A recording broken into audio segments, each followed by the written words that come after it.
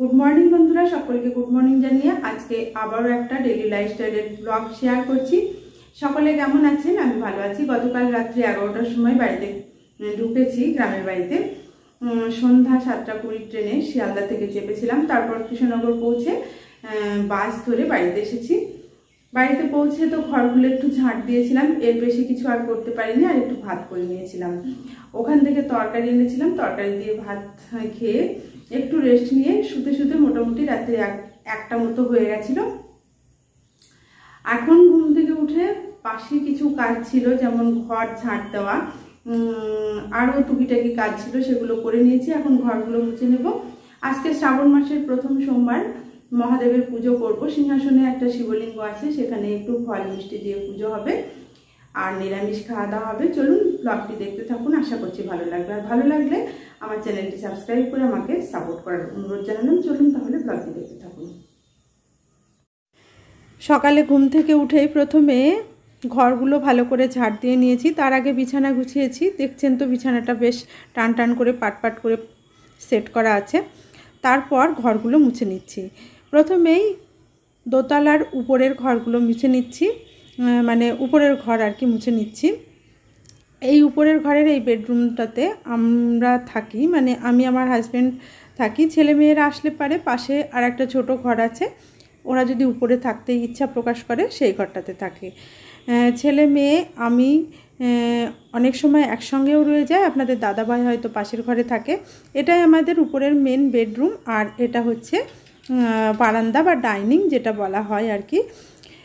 উপরের সমস্ত ঘরগুলো মুছে নিয়ে এখন চলে যাব নিচের ঘরগুলো মুছতে। গতকাল রাত্রির বেলায় বাড়ি এসেছি, আর দেখুন নিচের এই ছোটো ঘরের লাইটটা পিটপিট করছে, মানে জ্বলছে আর নিভছে। লাইটটা মনে হয় বদলাতে হবে। ওই যে বলছিলাম রাত্রি 11টার সময় বাড়িতে পৌঁছেছি, তারপর তো তেমন কিছু করতে পারিনি। প্রথমেই হাত মুখ ধুয়েই বসিয়ে দিয়েছিলাম একটু ভাত, আর ওখান থেকে মানে কলকাতা থেকে তরকারি আনা হয়েছিল, সেটা দিয়েই স্নান সেরে খেয়ে দিয়ে একটু রেস্ট নিয়ে শুতে শুতে প্রায় রাত্রি 1:45 মতো হয়ে গেছিলো। কারণ খেয়ে উঠেই সঙ্গে সঙ্গে শোয়া যায় না, একটু এদিক ওদিক করতে হয়, একটু হাঁটাহাঁটি করতে হয়, তারপরে শোয়ার ব্যবস্থা করি। কেননা খেয়ে উঠেই শুতে পারি না আর কি। দেখুন আপনাদের সঙ্গে গল্প করতে করতে আমার ছোটো ঘর বড় ঘরটাও মোছা হয়ে গেল এবং নিচের ডাইনিংটাও মোছা হয়ে গেল। আর যে কথা বলছিলাম, রাত্রে যেহেতু শুতে দেরি হয়েছিল, তাই সকালে উঠতে কিন্তু অনেকটাই লেট হয়ে গেছে। আজকে আবার শ্রাবণ মাসের প্রথম সোমবার, আজকে একটু পূজা আশ্রার ব্যাপার আছে। মন্দিরে যাওয়া বোধহয় হবে না, কারণ সময় পাবো না। সময় পেলে মন্দিরে গিয়ে পুজো দিয়ে আসতাম। ঘরে যে আমার শিবলিঙ্গ আছে সেখানেই পুজো দেবো বলে ঠিক করেছি। তাই রাত্রিবেলার যে টিফিনে খাবার দাবার এনে খেয়েছিলাম সেই বাসনগুলো ধুয়ে নিলাম। ঘর ঝাড় দেওয়া মোছা সমস্ত কিছু হয়ে গেছে। এখন যাব নিজে ফ্রেশ হতে আর কি। একটু চা করব, আপনাদের দাদা ভাই খাবে, আমিও একটু চা খাবো, তারপর স্নান সেরে পুজো করব। রান্নাঘরের সমস্ত কাজকর্ম সেরে নিজে ফ্রেশ হয়ে নিচে চলে এসেছি। নিচে এসে ডাইনিংয়ের জানালাটা খুলে দিচ্ছি। রান্না বসাবো, খাবারের গন্ধ হবে, ফোড়নের গন্ধ হতে পারে, গন্ধগুলো বার হবে না, তাই বারান্দার জানালাটা খুলে দিয়ে এখন রান্নাঘরে যাচ্ছি। তবে তার আগে আজকে যেহেতু সোমবার, নিরামিষ তো খাবোই, আর খাবো সাবু, তাই সাবুটা ভিজিয়ে রাখছি। এই মোটা দানার সাবুটা একটু আগে করে ভিজিয়ে রাখলে বেশ নরম হয়ে যায়। আর ওই পূজার জন্য ফুল এনেছে, ফলও আনা হয়েছে, পুজো করব, তবে স্নানটা সেরে নিতে হবে। এখন ওই যে সাবুটা 2-3 বার ফ্রেশ জল দিয়ে ভালো করে ধুয়ে নিয়ে ভিজিয়ে রাখছি। অনেকটাই সাবু ভিজিয়েছি, মোটামুটি 500 গ্রাম হবে। আপনাদের দাদা ভাই আমি দুজনেই সাবুর যে প্রিপারেশন হবে সেটাই সকালে এবং দুপুরে, সকালে তো খাবো না, দুপুরে খাবো এবং রাতেও খাবো। আর এখন চা বসাবো বলে একটু জল নিয়ে নিলাম, চাটা বসিয়ে দিই। একটু লিকার চা খাওয়া হবে এমন কিছু নয়। চা খাওয়া হয়ে গেছে, এখন যাব স্নান করতে। স্নান সেরে পুজো সেরে তারপর রান্না করব।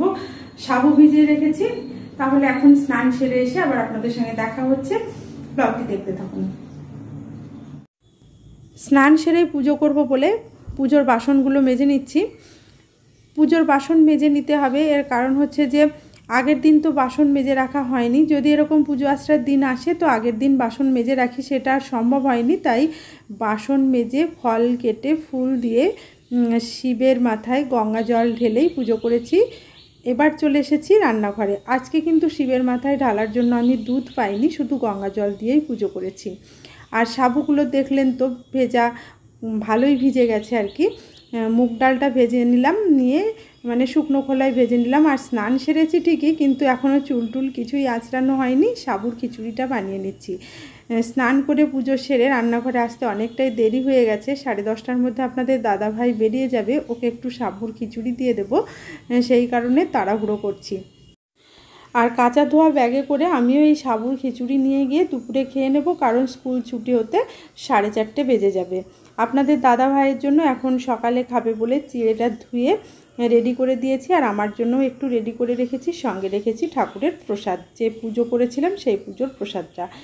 অলরেডি খিচুড়িটা রেডি হয়েই গেছে, আর 2-3 মিনিটের মধ্যে হয়ে যাবে। সাবুটা দিয়ে দিলাম, ডালটা হাফ সেদ্ধ করে নিয়েছিলাম।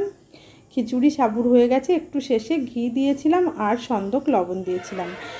স্কুল থেকে ফিরে এসে রেস্ট নেওয়ার পর যখন সন্ধ্যা লেগেছিল, আবারও ফল টল কেটে ঠাকুরকে ধূপ প্রদীপ জেলে পুজো টুজো সেরে নিয়েছিলাম। তারপর আপনাদের দাদাভাইকে একটু চা করে দিয়েছিলাম। আমি আর বিকেলে চা খাইনি। এখন সবজিপাতিগুলো গুছিয়ে তুলে রাখছি, লঙ্কাগুলো গুছিয়ে রাখলাম, আর কিছু লঙ্কা পচে গেছিলো সেগুলো ফেলে দিয়েছি। এর আগের বেশ কদিন আগেকার কিছু লঙ্কা ছিল, তার মধ্যে কিছু লঙ্কা ভালো ছিল বেছে নিয়ে নিলাম, আর পচা শুকনো লঙ্কাগুলোকে ফেলে দিলাম আর কি। কাঁকরোল, পটল, উচ্ছে এগুলোকে যথাস্থানে সবজির ঝুড়িতে গুছিয়ে রাখলাম। তারপর দুপুরের যে বাসনগুলো হয়েছিল এখন সেগুলো ধুয়ে নিচ্ছি। এখন রাত্রি 8টা মতো বেজে গেছে। বাসনগুলো ভালো করে ধুয়ে রাখলাম, রেখে উপর করে রাখছি, জলটা ঝরে যাবে, কারণ সকালবেলায় বাসন ধুতে গেলে অনেকটাই লেট হয়ে যায়। তাই রান্নার কড়াটা ছিল সেটাও ধুয়ে রাখলাম। এখন এই যে সকালে পনিরটা এনেছিল, সেই পনিরটা আমি জল পেতে ঝুড়ি দিয়ে ঢাকা দিয়ে রেখে গেছিলাম, এখন কেটে ভেজে রাখছি। আগামী দিন পনিরের তরকারি করব। তবে আজকে আর পনিরটা করলাম না, আজকে করব বলেই আপনাদের দাদাভাই এনেছিল, কিন্তু আর পনির কিছু করিনি, আগামী দিন করব। ওই যে জল পেতে রেখে দিলাম, ভেজে জল পেতে ওভাবেই রেখে দেবো, সিস্টেমটা দেখালাম এই আর কি। আর এই সাবুটা রেখে গেছিলাম না, ভেজা সাবুটা দেখুন ভালোই ভেজা হয়ে আছে, নরম হয়ে আছে। এটা দিয়ে একটু পোলাও বানাবো রাতের খাবার জন্য।